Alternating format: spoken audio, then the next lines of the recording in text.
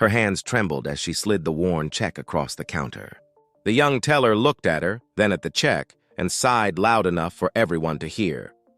People in line shifted, whispering. The old woman lowered her eyes, wishing she could disappear. But just a few feet away, someone was watching. Someone whose small choice would change her day, and maybe her faith in people, forever. Have you ever witnessed quiet kindness in an unexpected place? Tell us in the comments. Before we begin, hit subscribe. It's appreciated.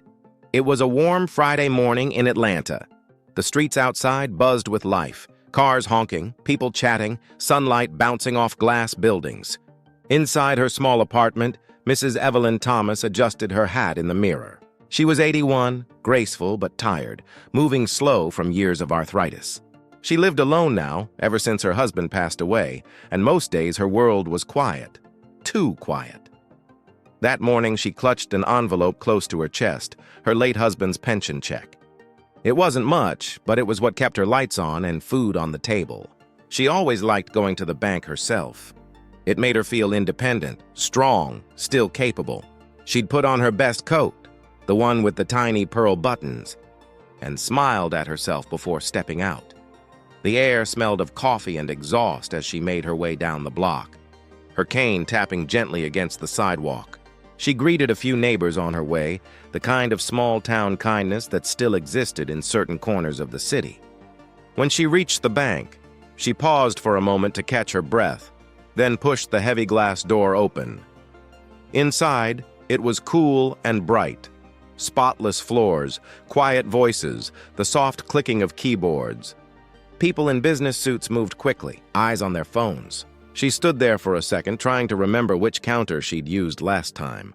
The teller from before, the kind young woman who always smiled, wasn't there today. Still, she waited patiently in line, clutching the check in her shaky hands. Around her, life moved fast, too fast for someone her age. She smiled politely at the man behind her, but he looked away. When her turn finally came, she stepped forward with the care of someone trying not to take up too much space.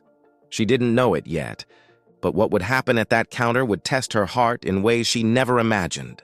Sometimes it takes just one small moment, one misunderstanding, to show how fragile dignity can be. If you were in her place, what would you have done? Tell us in the comments. The young teller barely looked up when Mrs. Thomas approached the counter. He seemed rushed, tapping on the keyboard, glancing at the long line behind her. Evelyn smiled softly and placed her check on the counter. "Good morning," she said, her voice warm but tired.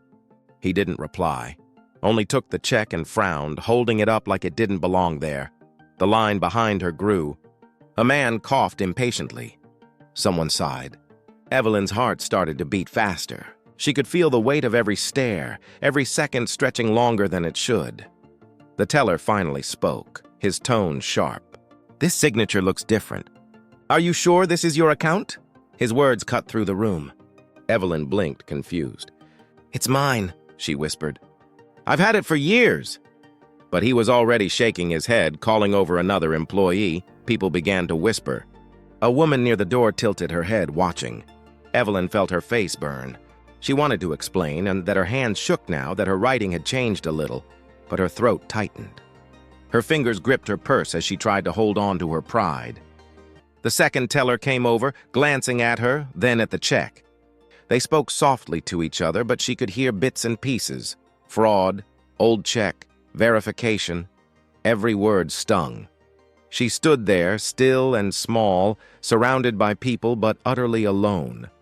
Time seemed to move slower. Her eyes wandered, to the marble floor, to the reflection of herself in the glass partition.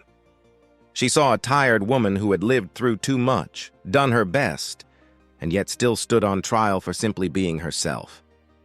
But across the room, sitting in one of the waiting chairs, was a man in his 40s, quiet, calm, watching. He had seen everything. The trembling hands, the embarrassment, the way no one stepped in. Something in his chest tightened. He remembered his own grandmother, how she once told him that dignity was the last thing life should take from you. The teller's voice brought Evelyn back.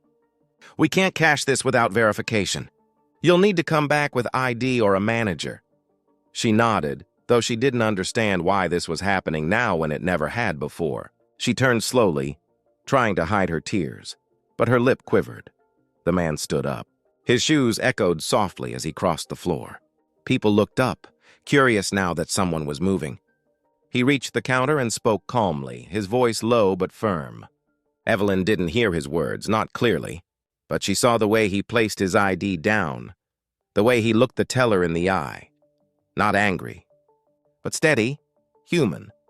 The teller's tone shifted. His posture softened. He rechecked the details, typed something, and handed the money to Evelyn. "Sorry for the confusion," he said. She took it with shaking hands, whispering "thank you," though her voice barely carried. The man smiled at her just once, a quiet smile that said, "You're seen." And then he stepped back, letting her leave with her head a little higher. Outside, Evelyn paused on the sidewalk, the city noise washing over her. She didn't know his name, but she would remember that moment forever, the way one person's courage gave her back her dignity. Have you ever carried pain in silence, hoping one day someone would truly see you? Tell us in the comments. Evelyn stood by the door for a long moment, still holding the cash in her trembling hands. The world outside seemed louder now, cars rushing past, people laughing, life continuing as if nothing had happened. Inside her chest, something heavy pressed down. She had spent her whole life working, paying her dues, being kind. Yet here she was, made to feel small for no reason but the color of her skin and the slow bend of her years. The man who helped her, his name tag read Marcus, followed her outside just to make sure she was okay. He didn't say much. He simply asked if she needed a seat or some water. She nodded no, still trying to catch her breath. For a moment, their eyes met. Two strangers bound by a quiet moment of truth. Inside the bank, the teller avoided looking out the window. Maybe he felt guilt, maybe not, but something had shifted.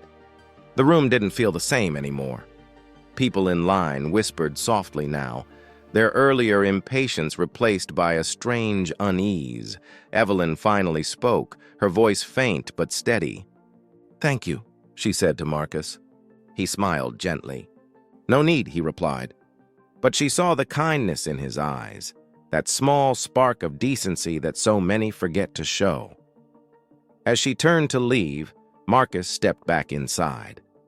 He didn't raise his voice or cause a scene, but he walked straight to the manager. With calm words and quiet conviction, he told them what he saw. Not in anger, but in truth. He talked about respect, how it should never depend on age, color, or appearance. The manager listened, face pale, realizing what had happened in his own bank. While Marcus spoke, Evelyn waited at the bus stop down the street. The wind tugged gently at her scarf. For the first time that day, she smiled, not because the world had changed, but because someone had cared enough to stand beside her when it mattered most. She didn't see what was happening inside, how the manager called the teller into his office, how words of apology followed, how quiet reflection replaced routine. But maybe she didn't need to. Some truths don't need to be witnessed to be real. Marcus left the bank and saw Evelyn waiting for the bus. Their brief shared smile offered more healing than words for both of them. For Marcus, the experience awakened an understanding of how prejudice breaks hearts.